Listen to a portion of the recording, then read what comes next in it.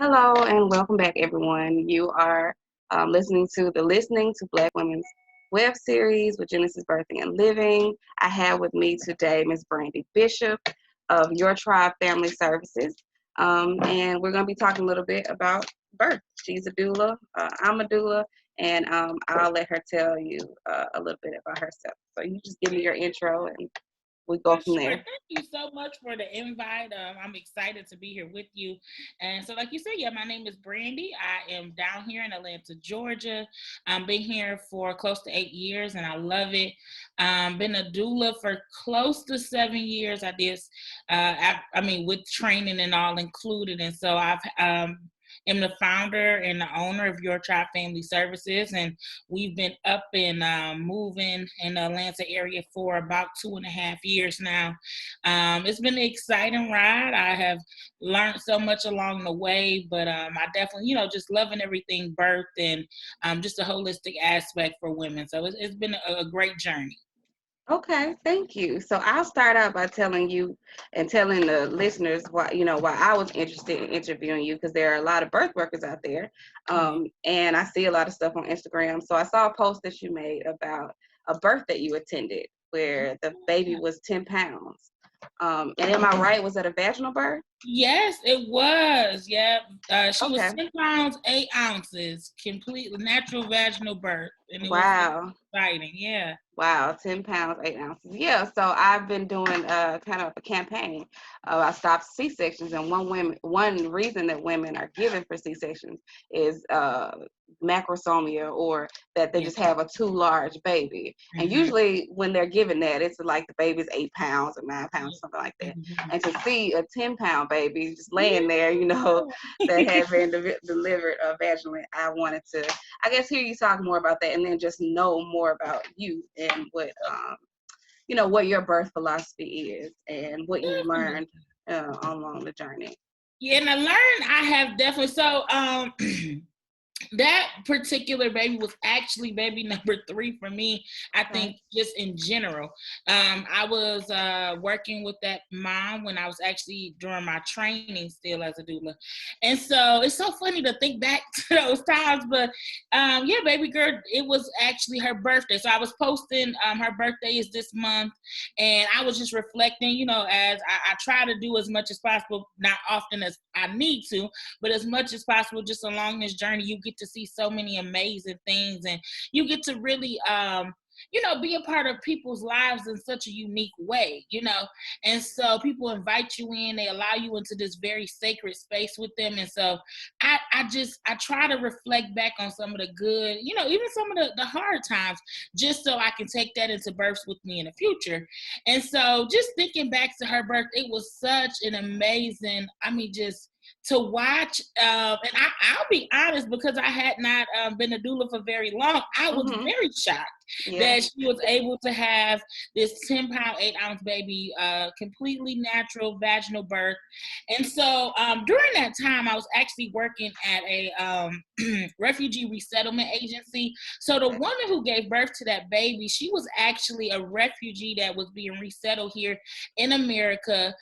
She was from the Central African Republic.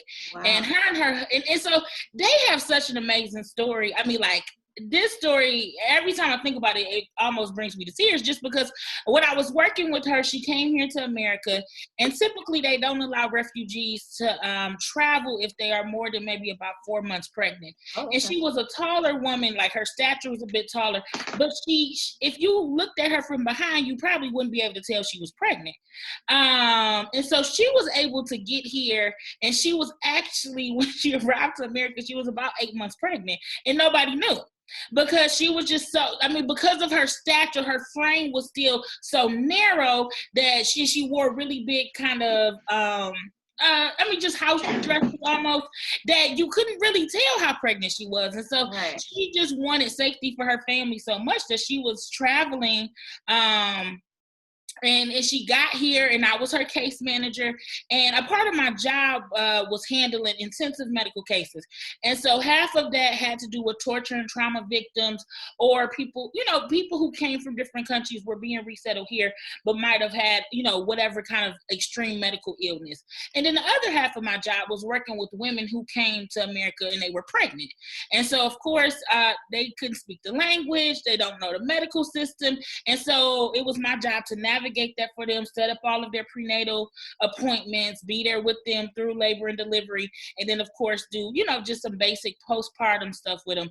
And so it was from doing that I'm like, oh, I really like this. I wonder, what this is. Like, do people do this? And once I was at one of my clients' births, and I met a doula in the hallway, and she was telling me what she was doing. I was like, oh my gosh, like, I kind of do that already. And so that's interesting. So I began to do research, and that's kind of how I found myself in this field. Okay. And so during my training, I was actually working with this woman, and me and her got so close. It's exciting because I still get to visit with the family from time to time. And so she came, she had a son, and I walked with her through the pregnancy. It was, such an amazing journey, because she was not when she came, she did not appear to be as pregnant as she was. And then when they did, all of her testing and things that they do at the hospital, they're like, baby's measuring pretty big. And so the doctor was explaining, some of the things that we do, of course, here in America when we get worried about babies being too big, and explaining cesareans and explaining things like that, just some of the interventions to her. And she's like, no, she had one son, and she was just very used to how birth was done in her culture and in her country. And so she wasn't like, upset about it when she was explaining to the doctors, but she was just like, no, I just want to do this the same way that I did, basically birth for my other child. And that's what she did. We labored, probably for only about 4 to 6 hours at her home. We were at her house. Then we got to the hospital. She probably labored another 2 hours, and then she had this amazing baby girl.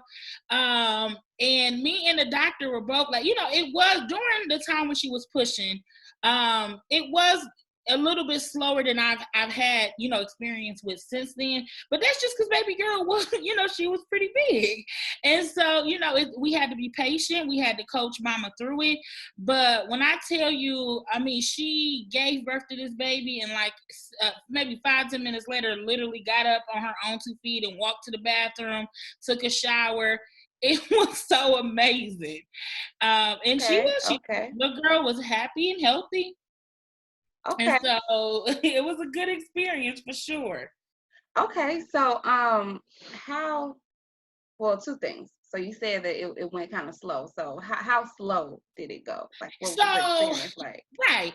And so, of course, being a doula, they talk about how first-time moms, they tend to be the longest when it comes to pushing.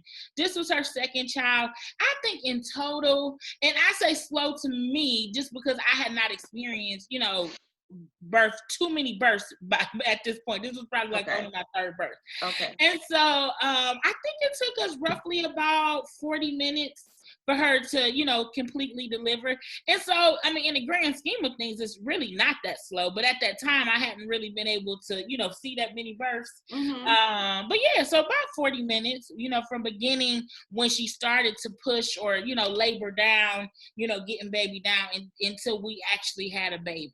Wow. Okay. And did she tear it all? She did. She had some minor tearing. I think she only had first degree. I'm almost positive she got maybe right around like 5 to 8 stitches, but nothing, unheard of. Like, still amazing to have found baby. Yeah. Mm-hmm. Okay. And how did the providers react to her? Like, how are they holding up through this whole process?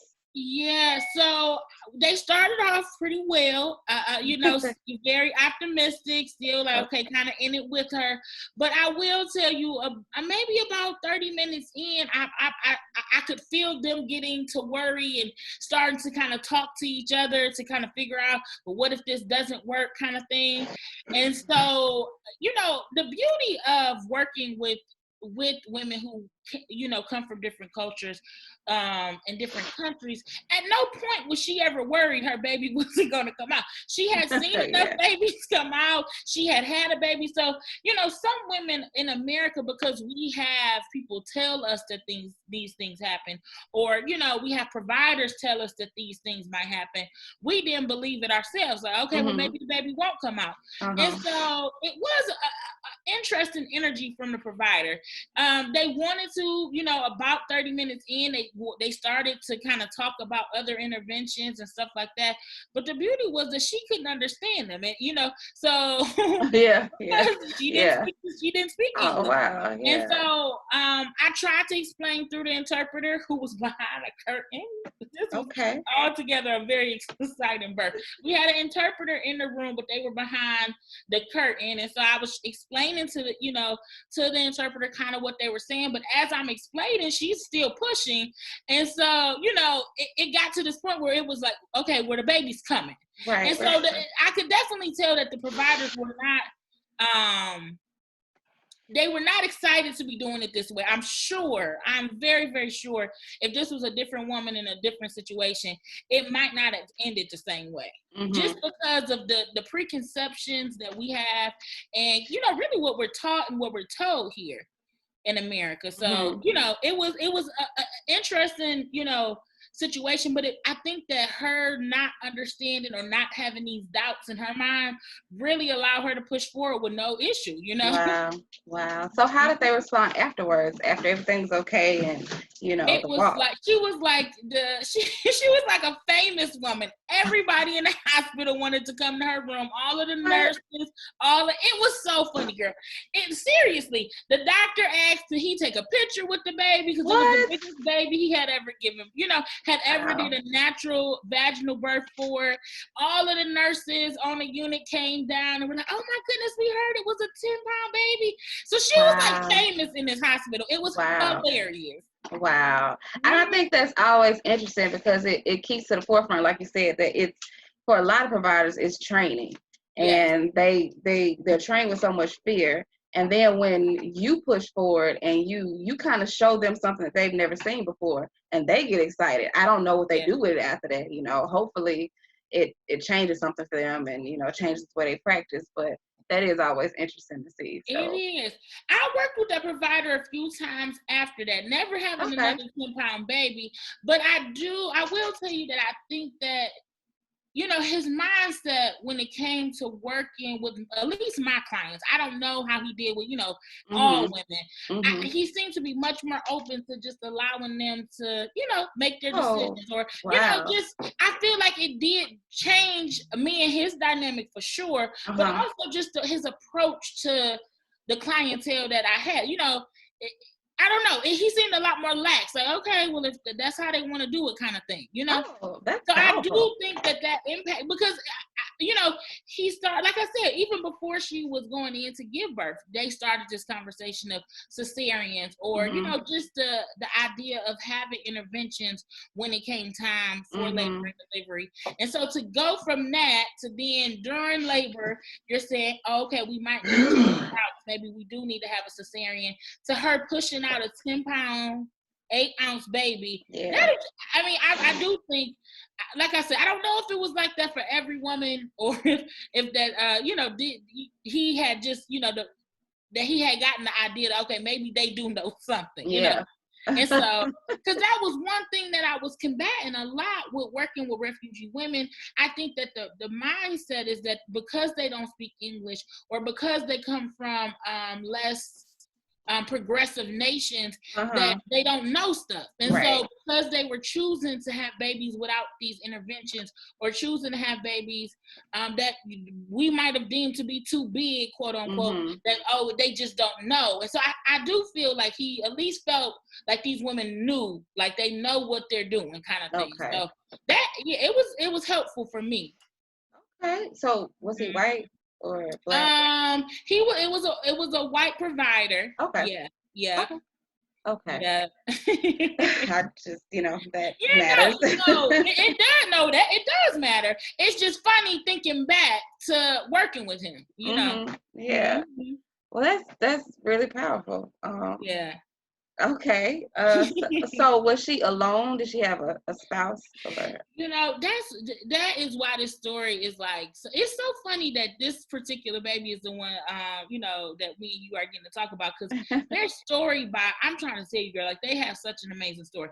But I say that to say she did have a husband, Okay. but her husband and her had gotten separated during a war in Central African Republic, and so that's why she was being, which that plus some other issues was why she was being resettled as a refugee in America. Goodness. And so after she gave birth, she called her husband on the phone. And so, like, she's crying and she's talking to him and he's crying and I'm holding the baby. And it was just like such a beautiful moment. Fast forward, I want to say maybe between 6 and 8 months. I can't remember exactly. But me and her have been working on this paperwork through the Red Cross and immigration to, get him to be resettled here.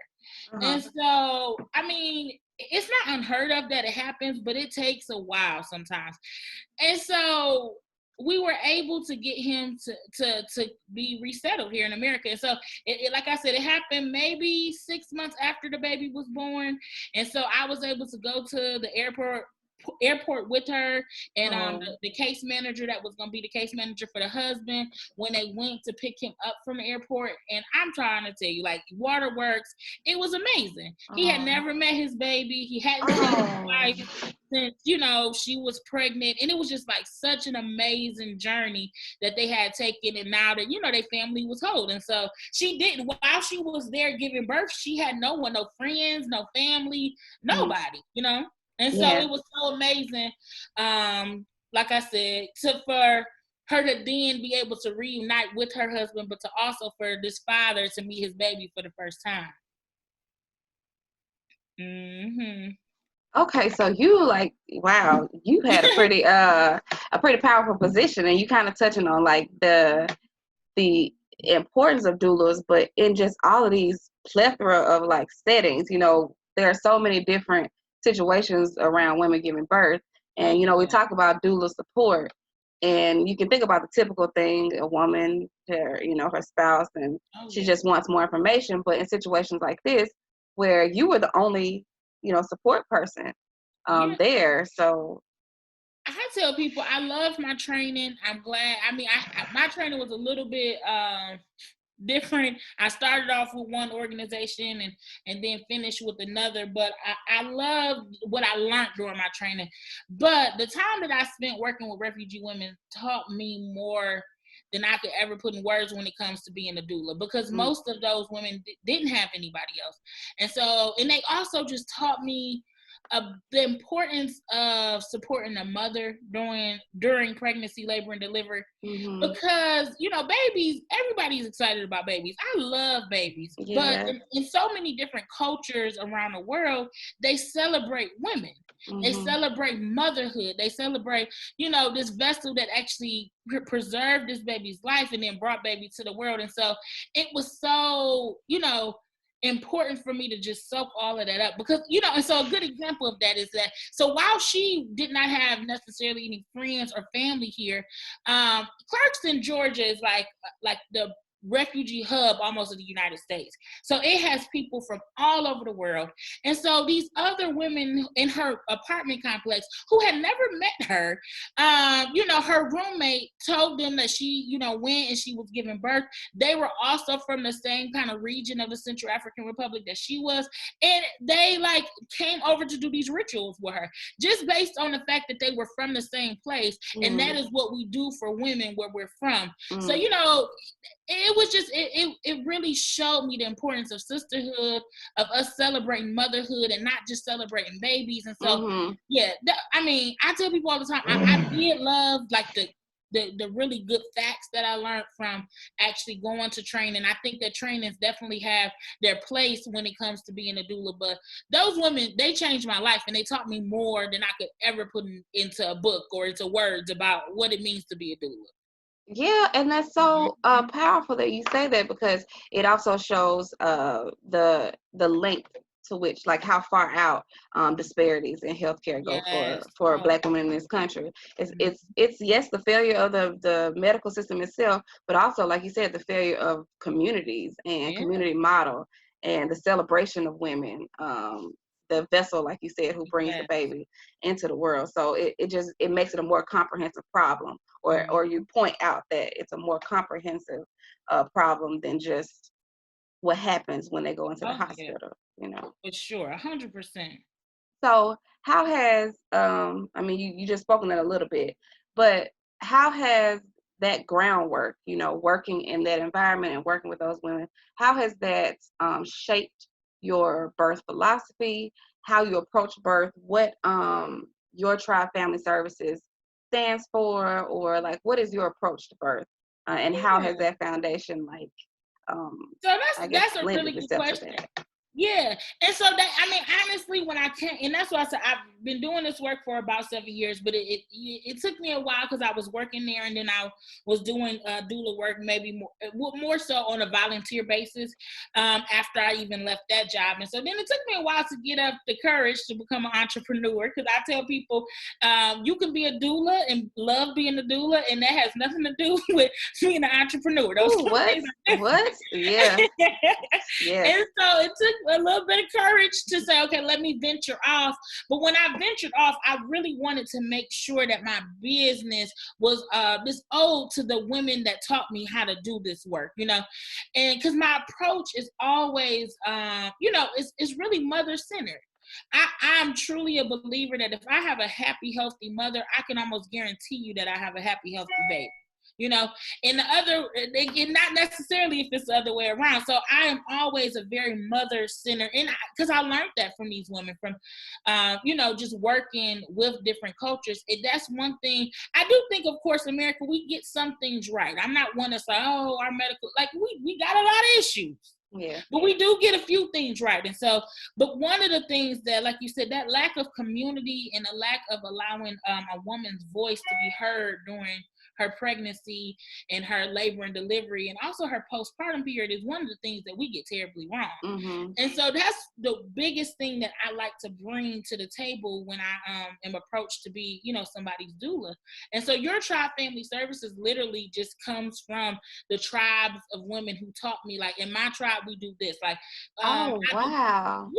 I do placenta planting because this group of women that I very first worked with, they were from Burundi, Africa, and they were, they taught me a lot about just different rituals that you do with your placenta in order to close the woman's womb, and in order to pay homage to the, this life source that gave life to the baby while in utero, and then you plant it and return it, and this is like this cycle of life. And just small things like that I do inside of the business, kind of, it's just an ode to, okay, these women taught me this work, and I really take it as this challenge to bring those things, some of the qualities that they have and the way that they do birth in their country, to the women here, because we come from those women, but those are not things that we know or that we're Right. taught. Right. Yeah. And so I think it's really important that we marry those two things together. Yeah. And that's Mm-hmm. such a blessing that you had a foundation. We don't know exactly where we come from in Yeah. Africa, but we know that's where we're from. But it's just such a blessing that you were able to have a foundation of African women from different parts of the continent, to kind of inform ways to remedy some of the same issues that we're having here in the diaspora, Yes. as Black women. So that's beautiful. I love it. I'm telling you, it's life changing. Okay, so I also saw that you said you identify as Christian. So two other things I want to talk about. You mentioned systematic racism in your form that you signed up, and that you were Christian. And I just like to ask that because I believe, as traditional midwives believe, that birth is a spiritual, it's not just physical, but it's also a spiritual work, and it's a spiritual connection that has to go with the whole process. So I like to ask people, what's your faith foundation? So how does that inform how you approach birth work? Yeah, and so as a Christian in the birth world, I just find it. It's one of those things where, okay, I think that when we think of Christian in a traditional sense, and I can speak to this 100% because my grandfather is a pastor, and my uncle was my youth pastor growing up. I grew up in church, like literally, since I was, I can't remember not knowing what church was, and so like I'm that kind of Christian. Like I grew up in this thing, and so I can kind of speak to this idea of church Christians, like people who go to church, you know, like that's a certain type of Christian. And then I can speak to like people who have a relationship with Christ, and that's different. You know, that's that's like a Thursday Christian, like, you know, and that's different than a Sunday Christian, you know. And so I find myself in this place. Like I'm not gonna say that I've been here my whole life, but right around, you know, the end of my college experience where I really had to start to test my faith and find out who Christ was for myself. The Lord really gave me the ability to not be so hung up on being a church Christian, to having this spiritual encounter with him. So where I have this relationship, you know, like literally he's my father, he's with me, he's directing me, like, you know, and so that, I think that idea, because I get that question from some of my clients, and then I'm like, no, I'm not talking about a church Christian. Like I'm talking about like, I know there's a spiritual realm, and I know that God is moving in the spiritual realm. I also know that this relationship that I have with him, he's talking to me, I'm talking to him. He, you know, he saved my soul for a reason. He has a work for me to do. And so with that, you know, when it comes to the clients that I serve, and I'll tell you, purposefully, I serve all kind of clients because I'm a true believer that the love of Christ is not something that I need to keep in the box. Like I've served, you know, clients who, you know, have different pronouns than I do. I've served, I have a couple of couples right now who are in same-sex relationships. I purposefully serve everybody because just like when I was dead in my sin and God had to meet me where I was, I'm not here to judge anybody's situation. And I truly believe what helps people is seeing the love of Christ. If I can't love on you, I can't, you know, there's really no purpose, you know? And so when it comes to my families and the spiritual element, because I tell people that one of my favorite things about being a doula is that transition. During labor, when women are transitioning and you can almost see them go and get their baby, like they have to close their eyes, they have to kind of focus on what they're doing, and you can almost see them in this spiritual realm where they have to physically do the work to go and get their baby so they can then birth and bring baby earthside. And that moment is incredible for me. And I think that, you know, with Christians, sometimes you have this base level understanding, but I think that we forget about the fact that the Lord, I mean, it's biblical. There is a spiritual realm. There are things going on in the spiritual realm. And it's very much biblical that, you know, God gives women this ability to get through birth, you know, and that's the spirit, and that in and of itself is a spiritual process. You know, that's not something that I can give you, anybody can give you. Like that's not man-made, that's spiritual. And so that's kind of, you know, my approach to being a Christian and being in the birth world. I think that far too many Christians are afraid of this world just because it's so different. It's out of the box. You know, I have met some interesting people in my family. They laugh at me because they're like, Brandie, my clients and, you know, even other doulas that I come encounter with. But I am 100% okay with meeting and being around different people. I love it. I think that if I don't go to places where Jesus doesn't typically show up because the other Christians are afraid to go there, nobody ever gets to take them there. And so I don't get approached where they're like, oh, well, you judging me. Like none of my, like I said, all of my clients know that I'm a Christian, and none of them are like, well, you think I'm going to hell, or you judging me? Like, no.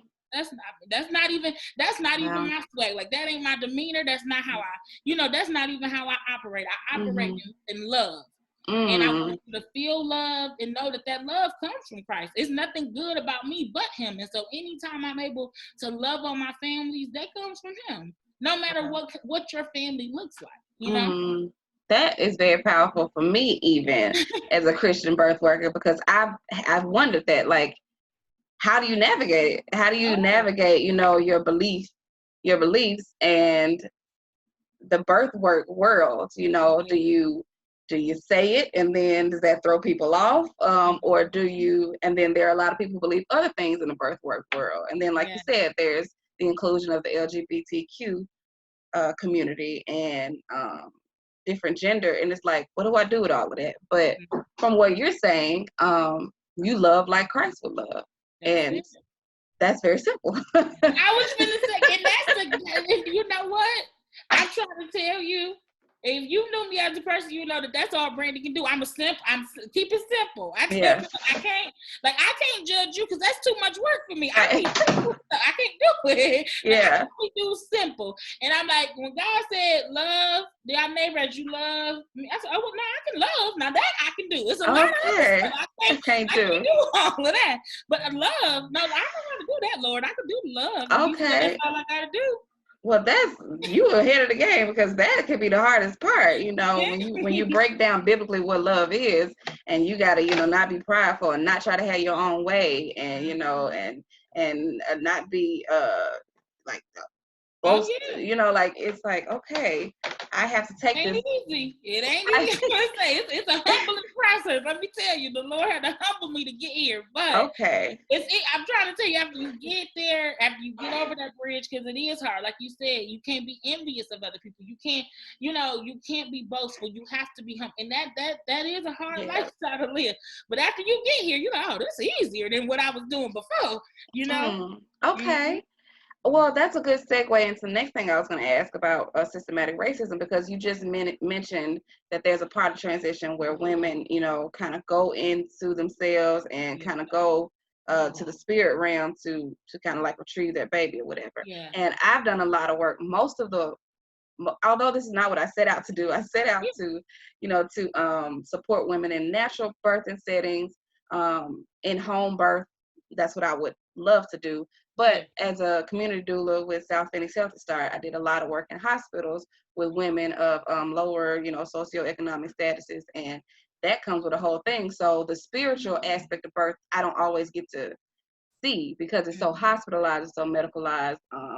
The women try to, you know, I'm trying to talk about getting in the zone and the spiritual aspect, and they're trying to hold that up against what, you know, their doctor is saying, and it's all physical and it's all really natural. And they don't get to do it a lot, and I don't get to see it a lot. You know, they don't get to just birth without interruption, and I don't get to see that process, you know, which is very disheartening, which has been very disheartening. So what has been your experience with supporting women inside the system and seeing systematic racism, and just what's been your experience with that? Yeah. That's a good question. So I would say, so growing up, my experiences with race were, I mean, kind of interesting because I grew up in Detroit, and I mean, I didn't grow up around a whole lot of white people, but then my senior year, I went to a predominantly white high school, and so that experience was different. And then I went on to go to a predominantly white college, and so it took me a while to have, I tell people, we all have to have our awakening, you know, as Black people. we walk around for a while not noticing it, and then what we do, it's a process. And I'll just be honest with you, that process for me probably started, I mean, maybe roughly around 4 or 5 years ago, truly understanding who my identity as a Black woman and understanding what that looked like as a Christian, because I think that far too often Christians, they are told to, and then we do this, we diminish the fact that if Christ wanted to, he could make you any color. And so the fact that you are a Black woman means something. Okay. You know, and so, you know, I am a Christian, but I'm also Black and a woman. And I tell people that if God wanted that to be differently, he would have definitely made it so.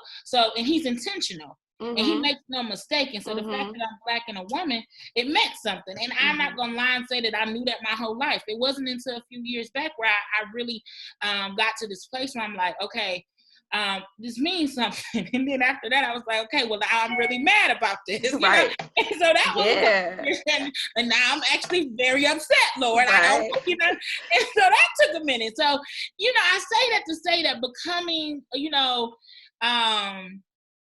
the woman that I am today, where I'm like so proud to be Black, like it hurts sometimes, I'm just that proud. Mm-hmm. That it was a journey. And so now with the work that I'm able to do, working with Black and brown women, it's hard sometimes, being at the hospital, because I will tell you, in the South,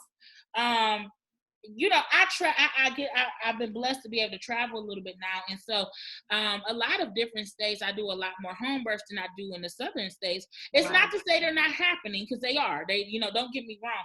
But I will tell you that it's just not happening, or not offered as much, like as readily available sometimes. And so I say that to say that the South is also the hardest when it comes to systematic racism, and I think that is just so important for our counterparts, because I have met some really dope white doulas, some allies that I'm like, I like you, but you need to talk to some of these other white doulas. I'm not all the way gonna tell you that I love them, because I told you I got to do that. I can do the, but I don't really all the way like them. Yeah. It's because they're missing that mark. And I think it's because there's a difference. I mean, such a pivotal difference between face-to-face racism, where I'm like, I don't like you as a person because of the color of your skin, and a systematic form of oppressing of people. That is different. So I think that what happens is, people, when you look in yourself and say, well, no, I'm not racism, you like, well, good for you.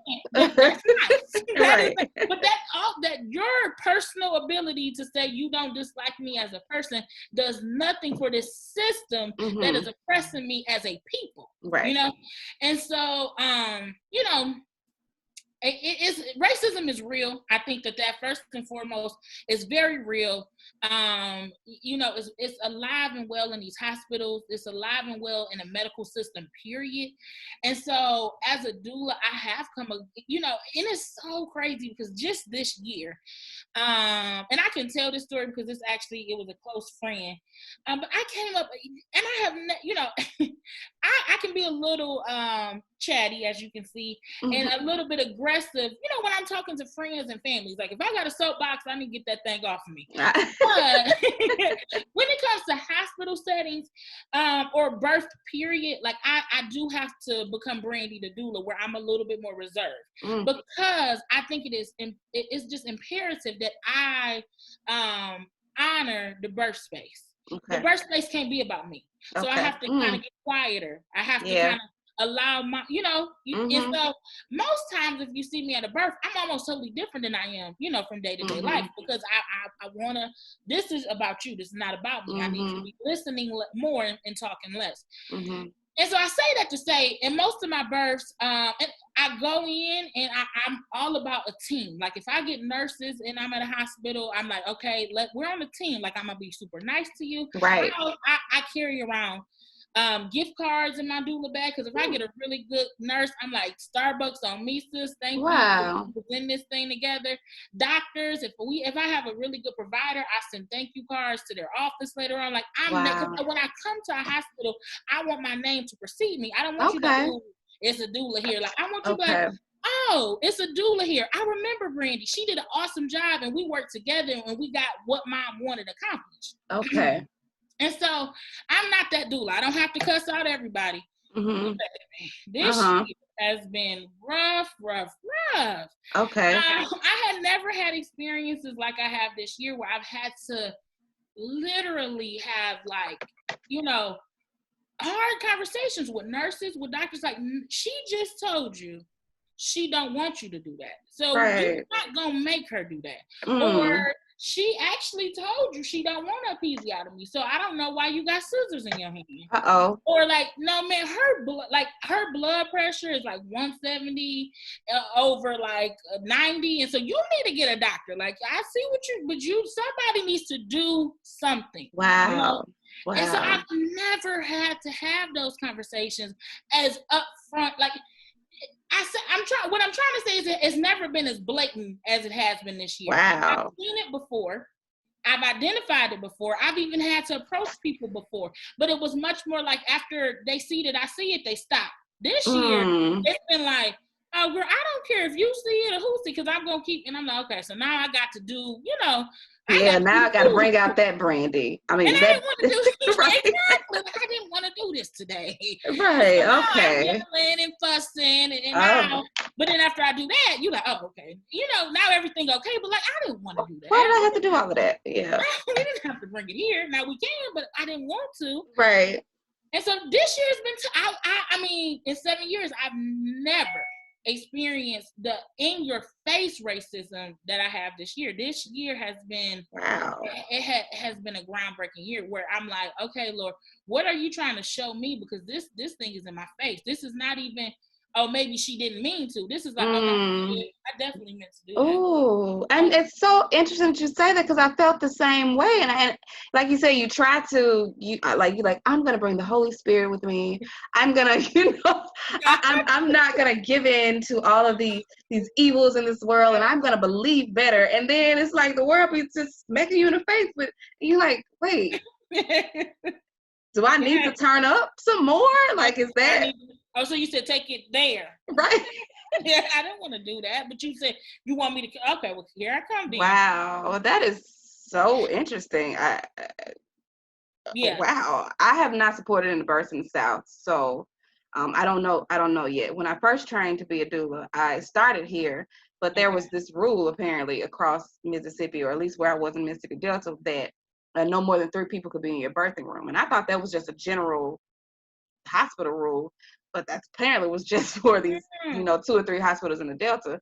And so there was just no space for me. I see now why they set it up like that. Yeah. But I didn't realize that until I went to other places and saw whole families in the hospital room. And I'm like, what is this 3 people thing? So I haven't had any experiences in the South. Most of mine have been in Arizona. But that is interesting. Wow. It's been disheartening, but what I will tell you is that it's building. I feel like it's preparing me for something. I don't know what, because but I do feel like it has. Every time I've had an encounter, I've gotten better at how I handle it. The first time, I just had to go straight, Brie. Like, I just really took it there because I didn't know what else to do. Like, I tried to be nice, and then now I got to yell up in this house. Be the doula that's in here yelling. Like, I don't want to be her. But so each time, I think I've gotten better at how I've handled it, and because my end goal is always to preserve what we have going on here. This, I don't want to interrupt my mom's, her laboring to fuss with you. Right. So the first time, we just in the room and I got to fuss at you. Now we in the hallway. I'm gonna fuss. Now you still gonna get fussed out if you do it, because I have to. Right. And my one of my friends, she was like, Brandie, well, you don't want to be in there being an angry Black woman. I told you, like, I got to a place during that journey that we talked about that I got very okay with being angry and Black and a woman. So right. I didn't choose. Like I said, I didn't choose this. I didn't choose this, and I'm here to protect her halfway. And that's another thing of being a Black doula, that you, like you said, you have to be able to identify who you are in this country and in this war and all of this. And white doulas get to go to births and set up the room, and it's nice, and you get to talk about breathing, and we don't always get to do that. We get to go in, our blood pressure might go up a little bit, we might leave stress, we might have to de-stress, because now we're in here protecting people and warring with people, and on top of trying to give you a good experience as a mother. So you hit the nail on the head with that one. That's true. This is this is not about luxury. This is not about fluffed pillows and chamomile tea. Like, baby, this is about making sure you make it out this hospital alive. Right. And this year was my first time that I had a situation where I could see it, like spiritually, I could see this ending. Wow. I mean, the craziest part was but maybe 2 weeks before, we had the young lady who I believe in New York who passed away. Her blood pressure was high. They ended up Amber Isaac Rose. Yeah. Amber Isaac Rose, I think. I know it was Amber. Yeah. Okay. So not to, and that really weigh heavy on me. So as a Black doula, that's another thing. Like we have those things, like when that happens, like it takes me, like I have to process that thing. Like I Girl. didn't even know that sister, but she could have been my sister. Yes. And so that thing kind of sit with me for a minute. And so but maybe a week or two after that, I traveled to this birth out in Missouri, and mom was preeclamptic. Yeah. And it was such a hard situation, Yeah. but at so many turns, I'm like, this could end bad, just based on the care that she was getting. This was not like, and this, you know what, this mom, she was almost like a health fanatic. Like she was such a healthy person. She, she ran, she did all of the things during pregnancy, and then, just so happened she became preeclamptic at 35 weeks, and it was to the point where they had to bring, take the baby early. But they were like, they had broken machines in her room. They were giving her, girl, it was out of this world. Like, and so in my mind, she had been laboring for about maybe 30 or so hours, and I could see it. I said, this is like, we are totally going the wrong way. This is about to end badly. And I felt that, and I was just hasty. So, okay, we have to start making some changes, because we've been doing this for 30 hours. This is not working. At this point, she has an epidural. She's on Pitocin. Her blood pressure is out. I mean, just skyrocketing. And her nurse call button don't work. Like, girl, I could go on and on. It was a hot mess. But I tell Black women, you have to have a doula, because you can't see that. Not because it's not about you being smart enough to see it, or you not knowing enough to see it. She was in labor. You're in labor. You're doing a whole thing. Yeah. Okay, she's doing this whole, like, I'm gonna have a person thing, and so she could not see. And then later, now that we go through and we talk about her experience, she's like, I have flashbacks. Ooh. When I think about, and so for Black women, that's the reality. The reality is we want to live to see our babies, Yeah. And we want, yeah. we want those experiences to not be traumatic. Yeah. And now that you're saying it, I don't think it's much different outside of the South, because I've had the same experiences where you're in there and you're like stressed, and you like, because you're carrying in all these stories and all the knowledge that you have, and you see all the things that are happening that are not happening, and you don't want to alarm her to the point where she's thrown off, but you're still trying to you want the reality to come through. And it's not fair that Black women have to go into these situations with all this anxiety, and that Black birth workers have to go into these situations with all this anxiety, but you do. And then sometimes the fear overruns you, and you're like, okay, this is going to end bad. And then I have had to talk to myself had to step out the room and be like, listen, if you don't believe, nobody's gonna believe. So you can't be, like talking to myself, saying this is not gonna end in a C-section. This is not gonna end in a, Black maternal death. And you gotta, where's your faith? I'm up here talking to myself, because you will lose the faith before you know it, and get consumed with that same fear. So yeah, like you said, and the moms can't see it. And one thing I also realized is that when they're giving all these drugs, they're not completely in their right mind. So they don't exactly know what's going on. I had that happen with one mom where they brought a internal fetal monitor for absolutely no reason other than it looks like they just wanted to use it and to see what it worked like.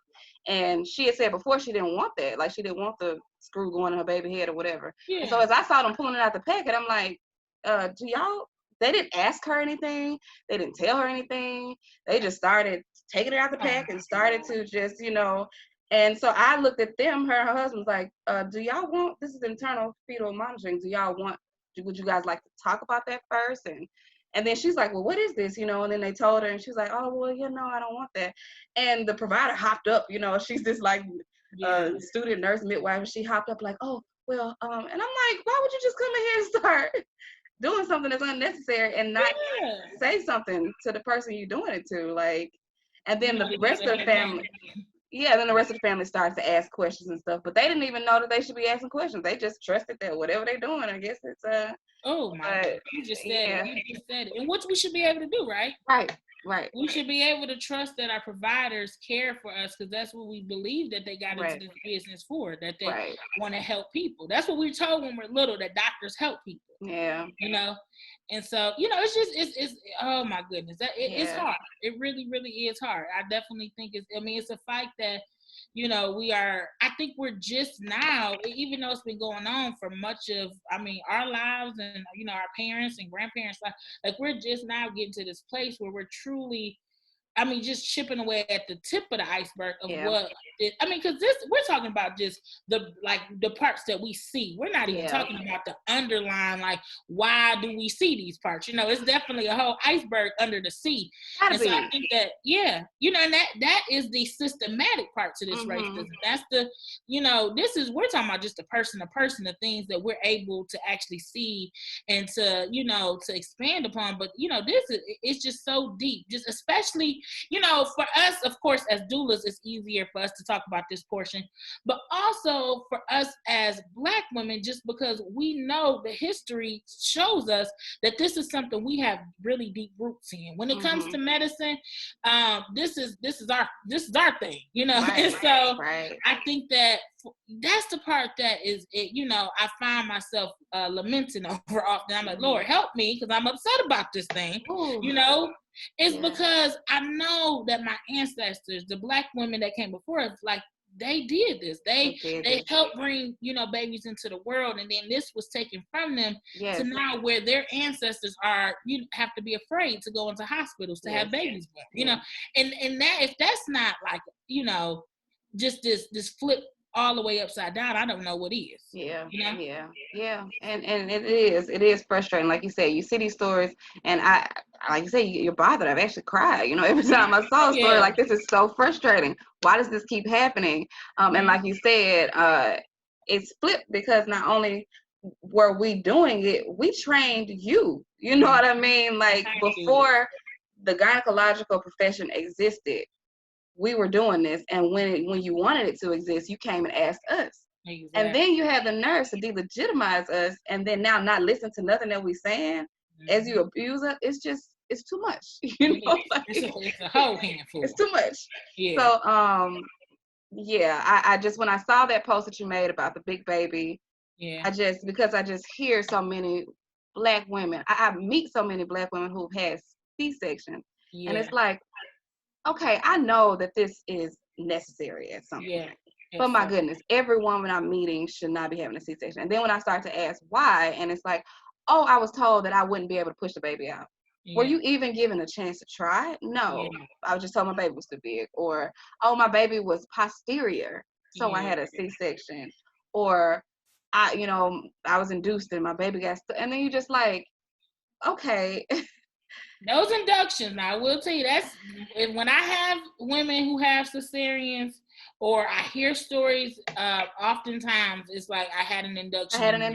And then, and so it's just putting these pieces together, because while it's frustrating, also, seeing those patterns, like you said, when we have inductions, we tend to have more C-sections, and it's just written down, it's just statistically, even ACOG acknowledges that.